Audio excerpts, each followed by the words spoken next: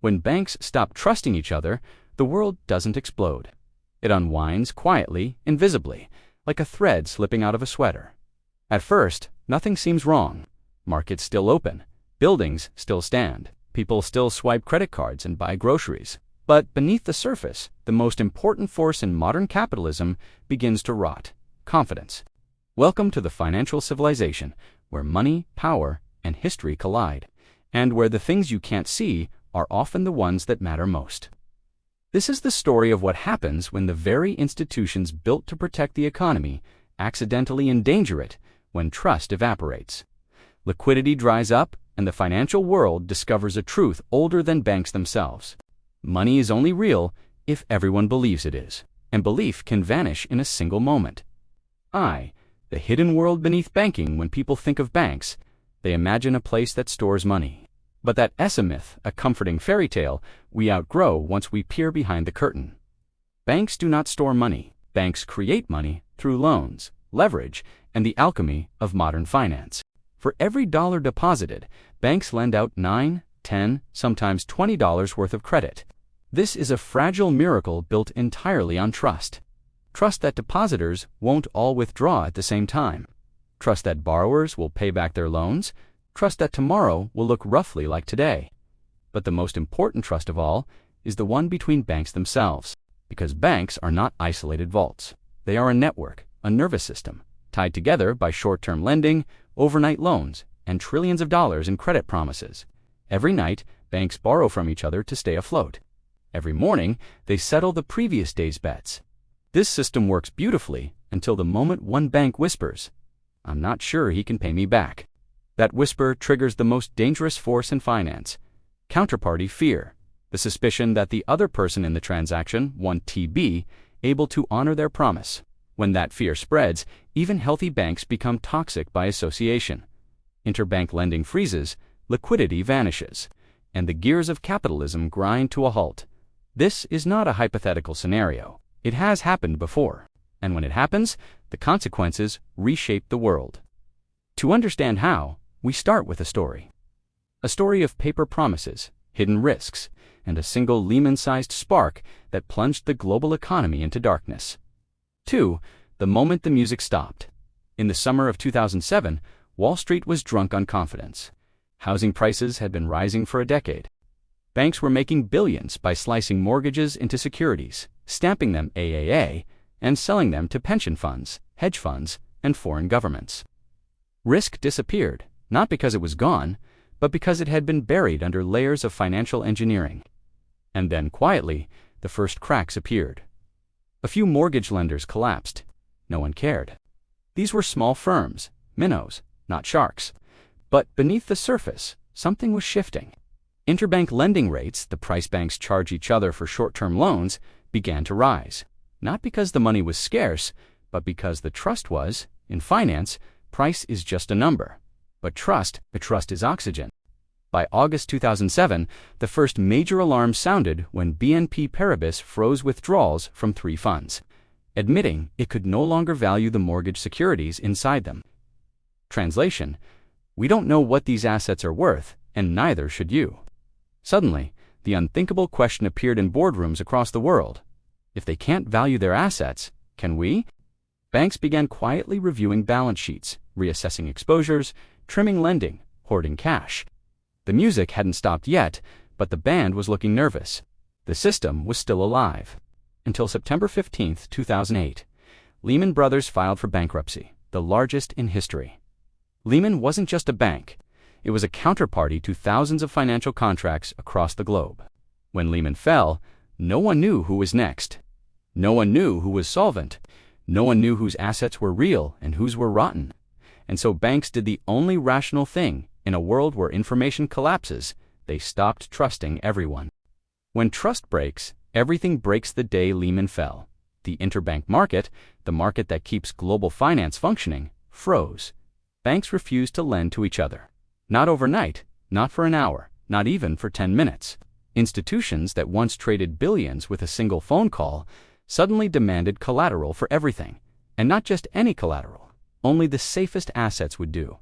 Liquidity evaporated.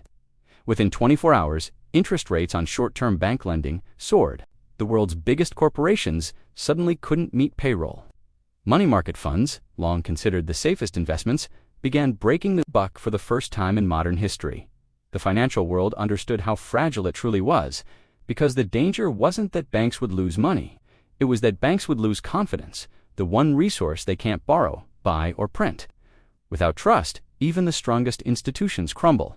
Investors panic, depositors withdraw, credit spreads widen, bond yields spike, stock markets plunge.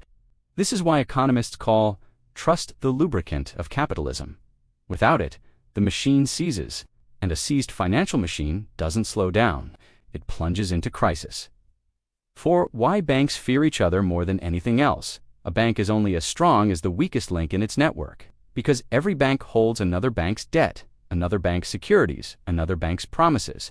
This web of obligations is what makes modern finance efficient, but also catastrophically interconnected. When one institution falls, others are contaminated through loan exposures, derivative contracts, shared funding markets, asset price collapses, confidence spirals. And here's the paradox. Banks trust each other only because everyone acts like they trust each other. It's a ritual, a collective performance, like a group of people crossing a frozen lake, not because the ice is definitely thick, but because everyone else is walking across it confidently. But once one person hesitates, everyone stops. This psychological fragility is built into the system, and banking history is full of moments when confidence vanished, often in an instant. History's warning. Trust is cyclical. Long before Lehman, long before Wall Street, long before the Federal Reserve, countries learned the hard way what happens when banks stop trusting each other.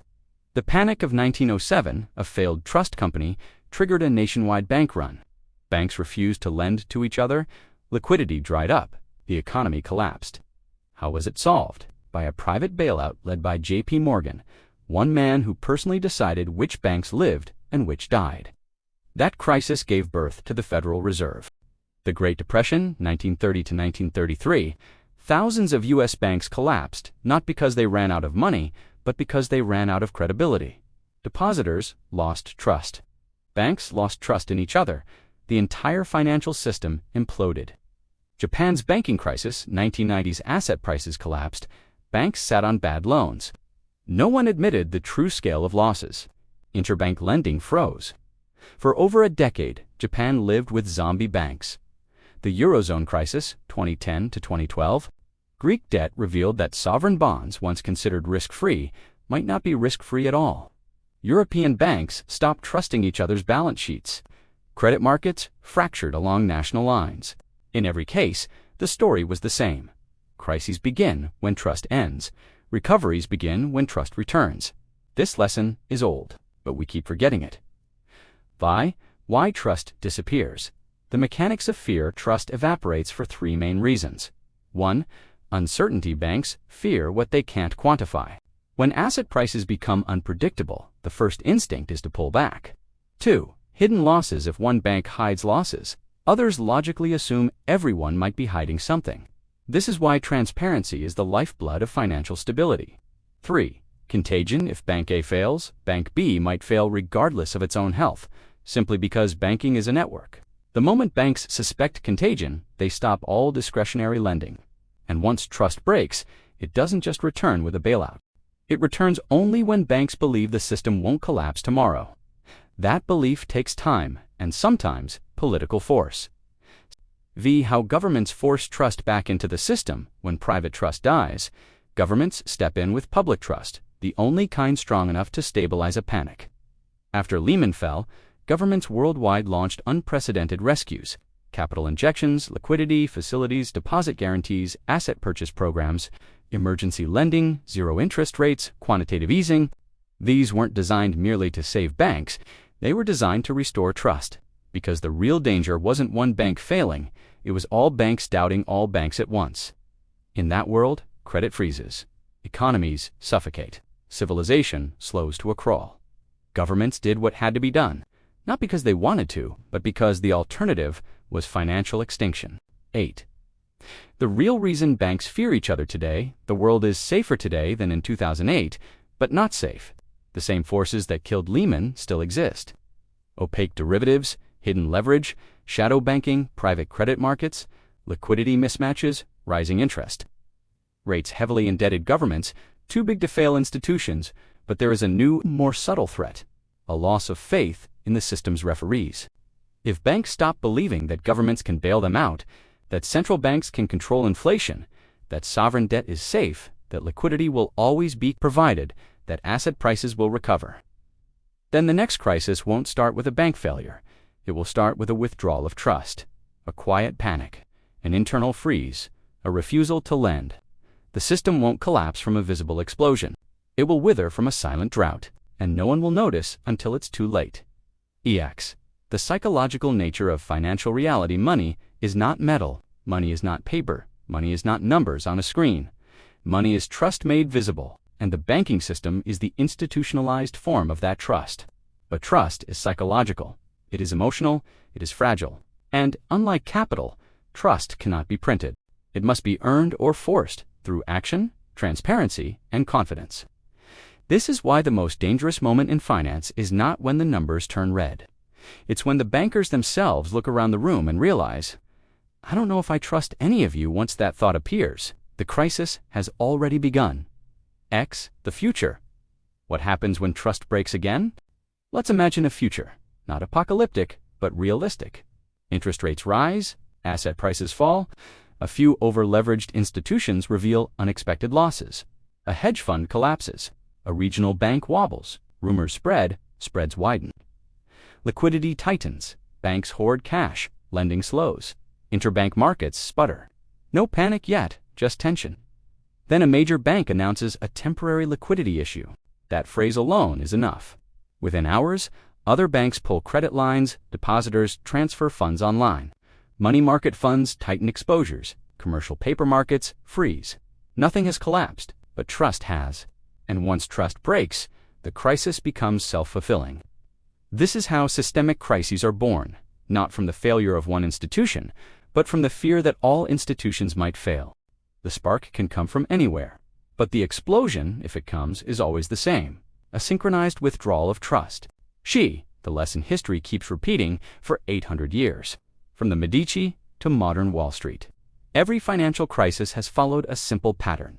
Confidence rises, risk-taking expands leverage, builds quietly. A trigger appears unexpectedly, trust evaporates. Instantly, liquidity vanishes universally. The system collapses collectively, governments intervene massively, trust is restored gradually. The cycle begins again, the specifics change. The technology changes, the players change, but the underlying mechanism does not. Because finance is not built on numbers. Finance is built on belief, and belief is always temporary. Why this story matters today? We live in the most interconnected financial world in history. A rumor in London can spark a panic in Singapore. A liquidity crunch in New York can freeze credit in Sao Paulo. A bond sell-off in Tokyo can destabilize banks in Frankfurt. The system is vast, complex, beautiful, efficient, and terrifyingly fragile. All of it works because banks trust each other enough to lend to each other every single day. But the moment that trust cracks even a little, the illusion of stability dissolves. Because the real threat isn't inflation. It isn't recession. It isn't stock market crashes. The real threat is a world where banks wake up one morning and collectively decide, I don't trust you anymore. That sentence is the quiet death of liquidity. And liquidity is the quiet lifeblood of modern civilization. 13. The final irony. Here's the paradox that sits at the heart of this story. Banks are the institutions we trust with our money, yet banks themselves trust each other less than anyone else. They hedge their trades, they demand collateral, they obsess over credit ratings, they analyze balance sheets with forensic paranoia. Banks know exactly how fragile banks really are, and that is why the interbank market, the invisible network connecting them, is the true heartbeat of the global economy. When that heartbeat stutters, everything else goes cold. Not because the system is broken, but because belief is best in belief. Once lost, takes years to rebuild. Conclusion: that the most important part of banking is invisible. Not the buildings, not the balance sheets, not the interest rates, but the trust that holds all of it together. When banks stop trusting each other, the world doesn't fall in a single catastrophic moment. It falls inch by inch, breath by breath, transaction by transaction. Confidence drains. Liquidity thins. Credit shrinks. Activity withers. Fear spreads, and the system suffocates.